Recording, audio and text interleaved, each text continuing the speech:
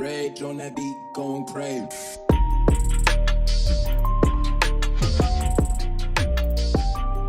Welcome back to Down the Stretch, the Solano Stallions podcast. I am Carter Scott, joined by Justin Brown.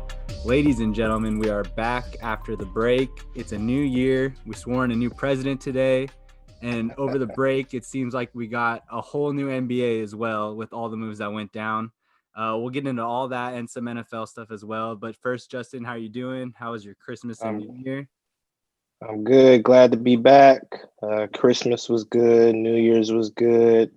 About a month and a couple weeks away from having my first baby with my girlfriend. So getting ready and excited for that. Exciting times. Damn, you got a lot going on sir. for you. That's good. That's good. Yes, sir. So you're just like getting the house ready, getting all the stuff together. Oh yeah. I don't know if you can see in the background, but we got the crib ready. Just got to get a couple more things in the room ready. But other than that, we're all good to go. Just ready and waiting. Nice. Yeah. Well, as you get ready to welcome someone new into your life, Appreciate it. The Brooklyn Nets, they brought someone new into their life as well. The trade, it finally happened after weeks of a speculation of will he stay, will he go? And then he comes out with a press conference where it sounds like he's ready to leave and they don't want to play him until they find a trade. And then it's either the 76ers or the Nets. And then finally it happens. He gets traded to the Nets in a kind of a crazy 4-team deal, which we can kind of break down. But just overall, what are your thoughts on Harden joining Kyrie and KD in Brooklyn and teaming up with them? Man, we've only got to see KD and Harden play together, but it's already unfair, at least offensively. Those three guys actually can get a bucket whenever they please, however they want. So it's going to be interesting. Kyrie comes back tonight, so I'll be watching. I'm interested to see how all that works out. But man, James Harden comes out, puts up. I thought it was a typo at first. We put up 32, 17, and 15. Yeah, good Lord, insane. Triple-double in his first game after. Oh my God. If you talk about a change of scenery, changing a guy, I mean, the pictures came out in Houston where he's looking a little bigger, and it's like, what the hell is going on with this guy? And then all of a sudden, the very next night, he's in Brooklyn. He's looking fit as hell, and then drops a triple-double in his first night. It's insane. Man, and it's crazy how happy he was in the post-game interview. Just that man wanted out. I don't agree with the way he did it, but that man wanted out of there. Yeah. If nothing else, that team is going to be entertaining as hell. I mean, obviously they're all very good at basketball, very good offense, like you mentioned, but then you've got like the theatrics of it all with KD and the way he kind of acts. And then you got Harden, which is like a big personality. And then you got Kyrie, who's kind of a mystery.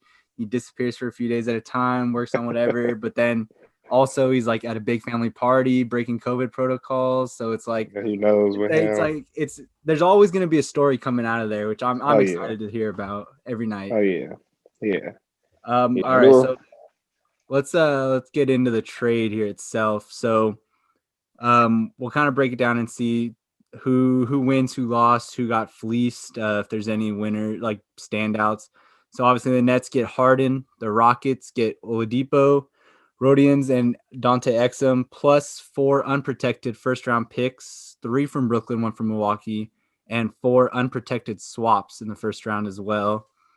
The Pacers, they get Karis LeVert and a 2023 second-round pick from Houston, but I know there were some problems there with LeVert's health, and they're looking into that. And then the Cavs get Jared Allen and Taurean Prince. So obviously the Rockets getting a lot of picks, but on the surface, it kind of seems like they didn't get enough, at least in my opinion. Yeah. Me personally, I would have wanted Karis LeVert and Jared Allen. But I mean, Victor Oladipo is not a bad trade-off. A bunch of picks, although they're unprotected. So I mean, they got room for growth. They still got some guys on that Rockets team: Victor Oladipo, John Wall, DeMarcus Cousins. Christian Wood has been kind of ridiculous this season so far. So I mean, they still got some pieces, and they got some draft picks. Hopefully, they can use and build off of. At first, I thought the Cavs kind of got the short end of the stick. Even though I like Jared Allen, Taurean Prince, kind of just a throw-in. He's pretty old. But then I kind of started to think, well, what are the Cavs going to do now? Now they have Jared Allen, they have Andre Drummond, and they have what's his name? We just had him on our team, the Lakers. He was just on the Warriors. I don't know why. JaVale McGee. So yeah, I was wondering what they're going to do with that. Thinking maybe they're going to trade Andre Drummond, and then the next game after the trade, Andre Drummond comes out and drops 32 and 26. So I'm not trading somebody who drops 32 and 26. I'm just not. So maybe they'll use Jared Allen as a trade piece. They can get something nice back for him. I don't know. I mean, I guess all the teams involved in the trade kind of got some good things out of it. I didn't even know about Karis LeVert being hurt and that going on. Yeah, I think they said he had an MRI and they found like a growth or something on his knee or something like that. Wow. So they're taking him in for more tests, last I heard. So that's wow. I think they found a replacement piece, but I'm not entirely sure on that. So they're kind of keeping up. Man. Yeah, that's wow. I did not know that. Yeah. Well. And as far as the Rockets go, that Oladipo piece is really interesting because if I'm not mistaken, this is the last year of his contract, right? So yeah. So this could either work out really well for the Rockets where they get kind of set up with Oladipo, which is a nice piece to have along with John Wall if they re-sign him. But then there's also the fear that he could just dip at the end of the season. And then the Rockets are kind of screwed at that point. Yeah. So we'll see. We will see. I mean, ultimately, the Nets got who they wanted. And it's been ridiculous so far, man. Again, I can't wait for that game tonight. Yeah, I'm so curious. I just want to see how he's gonna work. Yeah, it's gonna be interesting. And then they got rid of Jared Allen, so now DeAndre Jordan has to play 30 plus minutes guarding the ADs, the Karl Anthony Towns of the world. You know what I mean? So that'll be interesting. I think we talked about in the NBA season preview. I think we talked about. You mentioned the Nets' biggest strength was their depth, and and now you're kind of looking at it, and it's like, you got the big three, but it's looking a little thinner now towards the end of the bench. Yeah, and Dinwiddie's hurt. So but who has been a plus for them and who should really benefit from this is Joe Harris. He's gonna get a ton of wide open shots, and he seems like he doesn't miss any of those. So. I know he'll be licking his chops. So So with all that, then is Brooklyn the new title favorites, or are you still sticking with your Lakers? Nah, I gotta stick with my Lake show, man.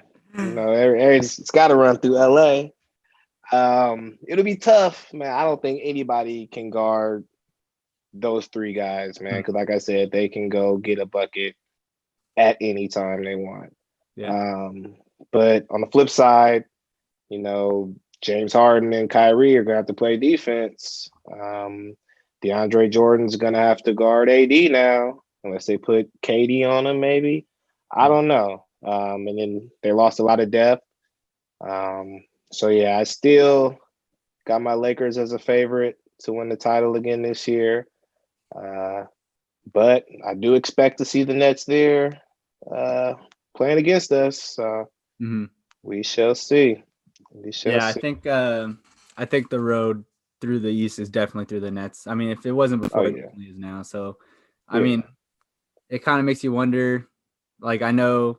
Well, I guess Milwaukee doesn't have to stress so much anymore after Giannis signed the extension. So they can kind of they can kind of like write this one off. Be like, oh, Nets built a super team. We're gonna retool and rebuild for next year. So other than that, I mean, I don't think anyone's really touching the Nets in the East. Yeah, the Sixers are the Sixers. I mean, I don't ever really trust them come playoff time. And then the Celtics, they could give the Nets a run for their money. But yeah, I still think the Nets just got too much firepower, man. All right, moving off the Nets now. We've got a few rookies that have actually been playing really well to start the season.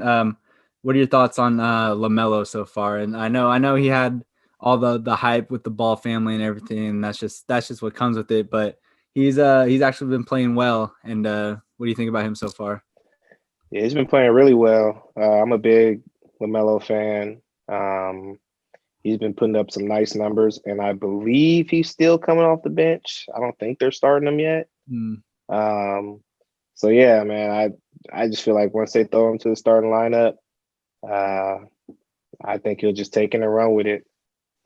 His passing is ridiculous. Some of the passes he makes is just incredible. Yeah. But yeah, you got James Wiseman. He's been really good so far for the Warriors this season. They unfortunately beat my Lakers the other day.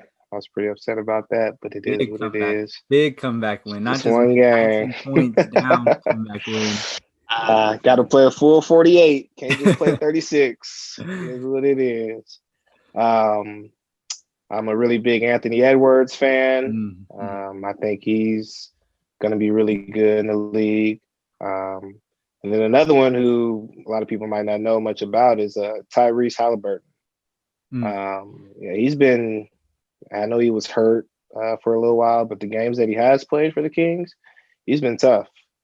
He's been tough. So, yeah, the rookie class this year, they've been fairly impressive so far. So. Yeah, like obviously I watch a lot more Warrior games than other teams. So getting to watch Wiseman kind of do his thing and have some big moments and big games so far, and along with watching Draymond kind of teach him along the way on the court, it's been really fun to watch that. I mean, in a season that's been pretty up and down and pretty frustrating so far.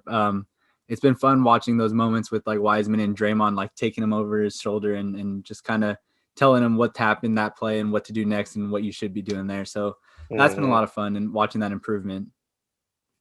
Yeah, I think he's going to be really good for you guys, especially when Clay comes back. It's going to open it up for him even more. So he'll be fine. I think he'll be really good for you guys.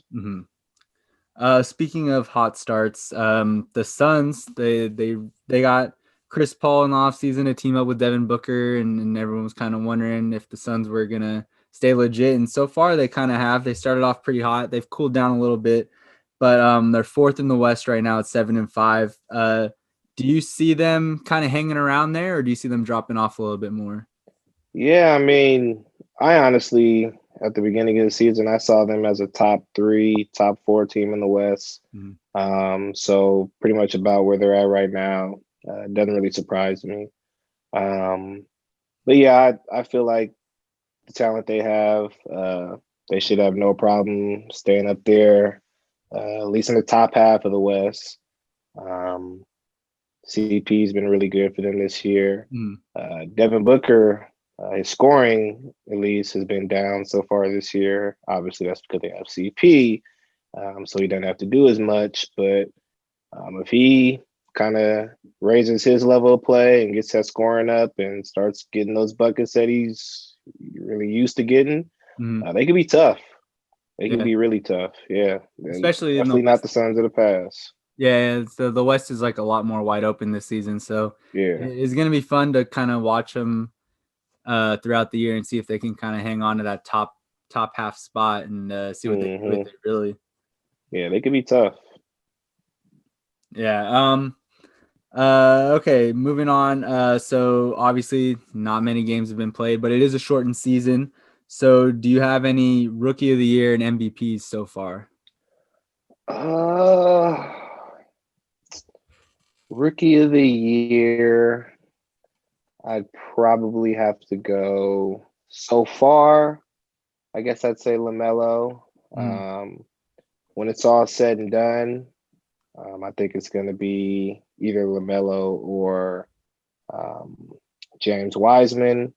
But again, I wouldn't be surprised if Anthony Edwards kind of snuck in there because he's a bucket. He can go and get a bucket at any time as well. So yeah, I guess right now I'd have to say LaMelo. MVP, man, they haven't really been winning too many games, but that man Luka, yeah, that man is ridiculous. yeah. He's a walking triple double with insane. ease too. Yeah, he's ridiculous. Yeah, I mean, I was gonna say Luka as well for my MVP so far. Just the other day I saw he got his 29th career triple double, which passed Michael Jordan to 15th all time on the list, and it's only his third season. So I mean, yeah, Luka is on pace to be something special, that's for sure. And he's so much fun to watch on the court, so explosive offensively. Luka is tough, man. And I know Porzingis just came back, so they should kind of get things rolling a little bit more, and kind of because I was expecting him to kind of be up there in the top half of the West too. So yeah, I'm hoping Porzingis kind of helps him get back going, and they can start winning some games because that man Luka is a bucket. Yeah, insane to watch.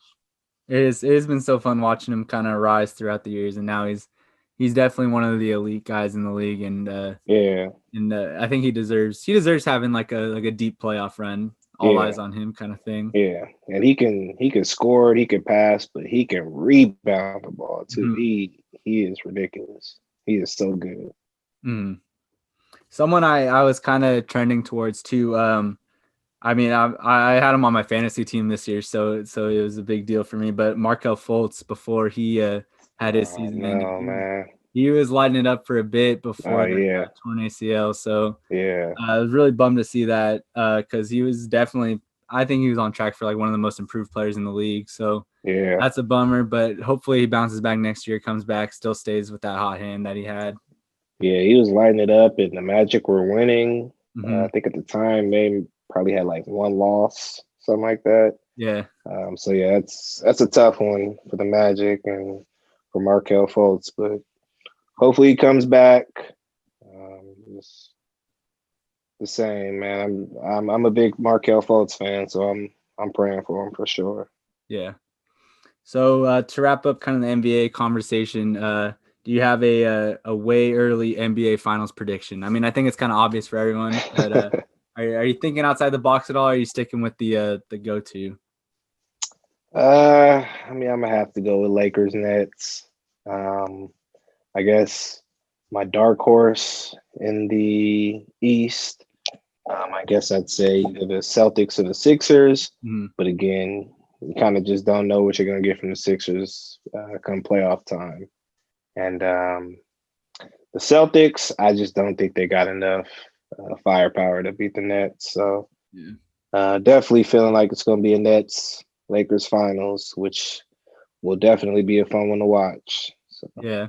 I was kind of hoping in the West, the Clippers would take another step forward and kind of challenge the Lakers a little more. But so far, it looks like it's kind of the Lakers conference to lose at this point. Yeah, they're kind of a step ahead of everybody right now. But I think the Lakers are, I mean, it's still early. I think we're 10-4. I think the Clippers are 10-5. The Jazz have won like 6 straight, something like that. They're 10-5. So it's pretty wide open right now for sure. So yeah, that's the fun part about the early season is like you have the teams that you don't know if they're legit yet or not, and if they're staying hot. So it'll be fun to kind of see those teams, like you said, Utah, if they keep up and where they end up, and if the Suns can heat back up, or if they stay middle of the pack kind of thing. Yeah, still early, so anything can happen, man, for sure. Yep. All right, moving on to the NFL. It is Championship Sunday coming up. We've got the AFC and NFC title games set. Packers and Tampa. Tom Brady versus Aaron Rodgers. Out of that matchup, who do you like, and what are you thinking as far as Super Bowl for either one?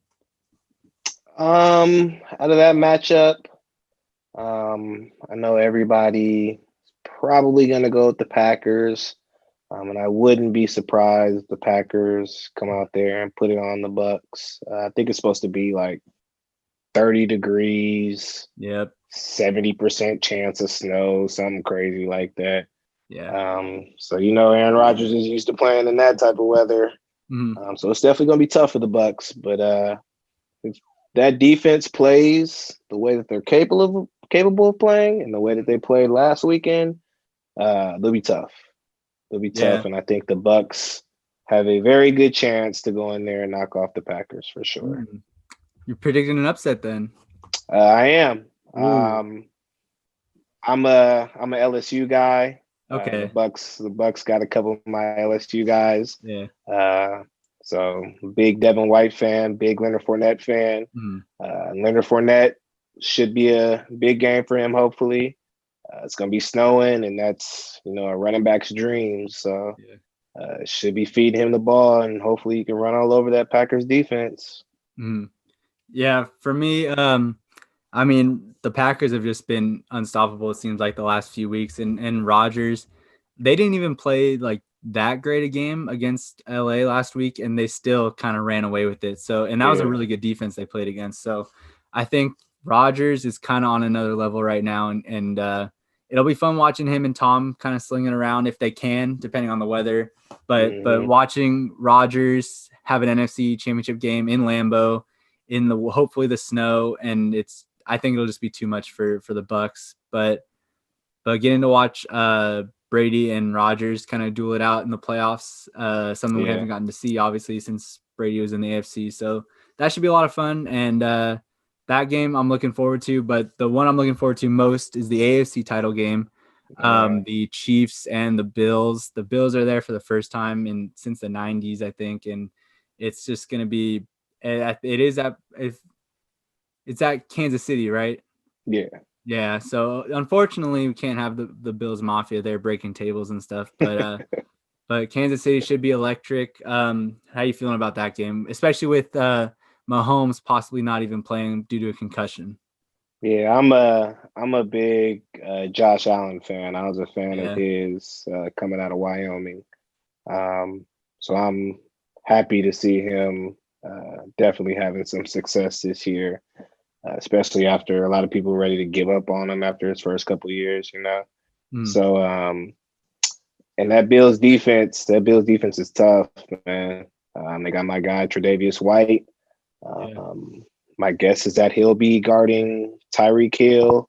That'll be a good matchup, a really good matchup. So yeah, that'll be a really good matchup. It'll be tough because that man is fast as hell. But I think the Bills win with or without Patrick Mahomes playing. If he does play, obviously it's going to be tough. But again, I got them with or without Patrick Mahomes playing. I think their defense is going to step up. Josh Allen has been great this year. So yeah, I think they'll be tough.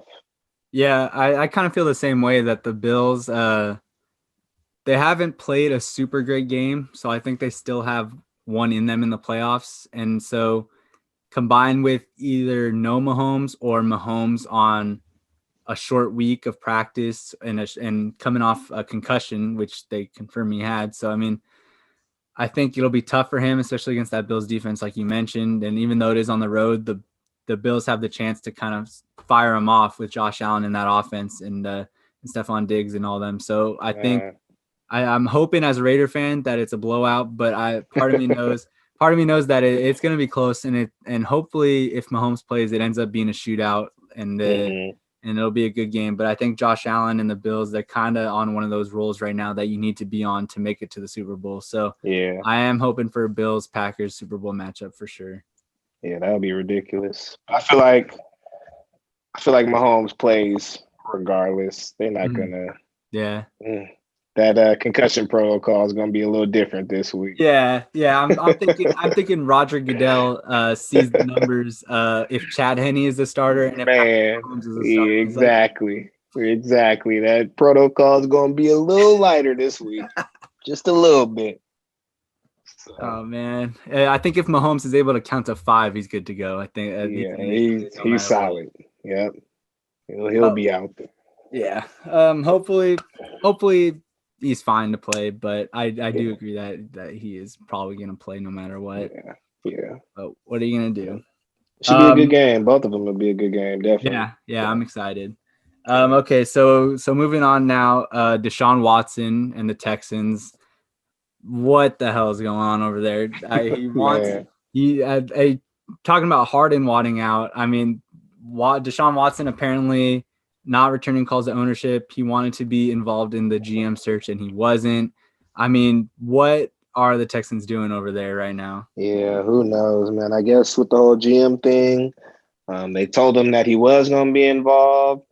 And then obviously he wasn't. They told him that they were going to go with a certain guy and then went with the complete opposite guy. So yeah, it's just a whole disconnect over there. And obviously he's tired of it. I've heard reports that JJ Watt wants out. He's tired of it. So yeah, it's just a bad situation out there, man. So hopefully he ends up somewhere where he has success. I guess the best value you can get back for Deshaun Watson, I guess, would be in Miami. Because then you'd be getting Tua back along with a bunch of other stuff, obviously. But me personally, Tua hasn't really proved enough to me this year. You know, he's kind of up and down. He had his good games. He had his kind of mediocre games. So yeah, we'll see. Personally, my bias choice would be the Niners, of course. So we can get rid of Jimmy Garoppolo. Can't throw, so he's got to go. Would you be willing to give up? It would probably cost Nick Bosa. Would you be willing to give that up? Yeah, I mean, I've read it probably costs like a Nick Bosa or Brandon Ayuk or Debo. I guess out of all of them, the one I would least likely be willing to give up, I guess, would be Debo. But he's had his fair share of injuries, you know. We'll see how Bosa comes back after this ACL tear. But yeah, I mean, I'd be willing to give up one of them for a franchise quarterback. Deshaun Watson is ridiculous. Yeah. He had like no weapons around him and still put up the most passing yards in the league this year. Yeah. He's insane. Yeah, so I mean, I'd give up whatever the hell they want for him. And I mean, we're one of the, at least from what I've been reading, we're one of the 3 or 4 teams who have a legit shot at getting him. So we shall see. Yeah, it is kind of an interesting situation because he is a possibility for a lot of teams. It's not just like 1 or 2 teams. So like you mentioned Miami, you've got the Niners. I've heard people talking about the Jets possibly trading their number 1 or their pick, and then maybe even Jacksonville trading their pick. I mean, it is kind of crazy that you see on Twitter there's like 20 teams photoshopping him into their jersey, and so I think the Texans do have a lot of options, and I think they're going to be extra careful not to screw this one up like they screwed up the last big trade. Oh yeah. They'll definitely have some options to choose from. Because teams are going to be willing to give up whatever. I hope the Jags don't give up the number 1 pick. Just go ahead and take Trevor Lawrence, build a franchise with him. You know what I mean? Because Deshaun Watson in Jacksonville doesn't really sit right with me. That's scary. Yeah, that scares me for Deshaun Watson. Yeah. Stay as far away from Florida as possible. Exactly. So yeah, we'll see, man. I hope he ends up somewhere where he has success. And hopefully we get some news about it sometime soon. Yeah. All right. Out of Houston. I think that'll just about do it for today's episode. A lot to look forward to, as we mentioned, in the NBA tonight. Kyrie's back, big 3. You've got the rest of the season to look forward to. We got championship weekend, I should say. It's all coming to a head here. So it's so exciting times to be watching sports. Hockey's back too. Been watching a lot of hockey. Back.